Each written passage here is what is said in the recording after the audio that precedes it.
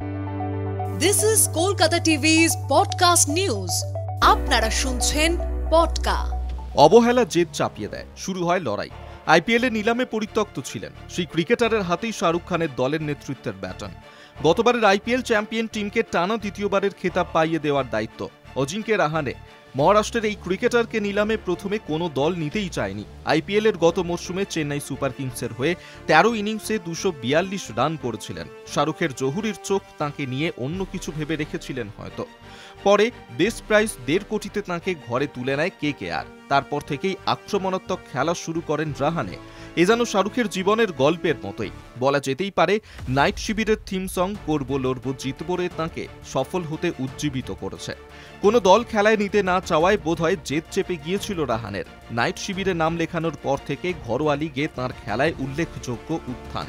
Syed Mustaq Ali tournament মুম্বাইকে জেতানোর ক্ষেত্রে তাঁর গুরুত্বপূর্ণ অবদান রয়েছে। সবচেয়ে বেশি রান আসে তাঁর ঝুলি থেকে। গড়ে ৫৮-র ওপরে মোট ৪৬৯ রান করেন তিনি। স্ট্রাইক রেট ছিল ১৬৪.৫৬। তাঁকে ঘিরেই স্বপ্ন দেখছেন কলকাতাবাসী।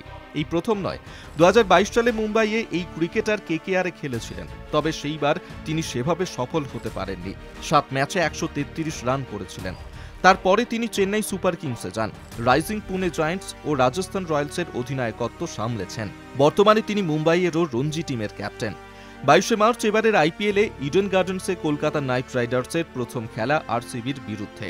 এদিকে গত মরশুমে আইপিএলের অধিনায়ক শ্রেয়াস আইয়ারকে ধরে না রাখলেও ভেঙ্কটেশ আইয়ারকে ২৩.৭৫ কোটি টাকায় কিনে নেয় কেকেআর। তিনি এবার ভাইস ক্যাপ্টেন। অধিনায়ক রাহানে ও আইয়ার পরপর দুবার আইপিএল খেতাব এনে দিতে পারেন কিনা সেদিকেই তাকিয়ে থাকবেন নাইট সমর্থকরা। রাহানের কথায় আইপিএলের অন্যতম সফল ফ্র্যাঞ্চাইজি কেকেআরের নেতৃত্ব দিতে পারা সম্মানের। শুনুন পডকা রাত দিন ৭ দিন।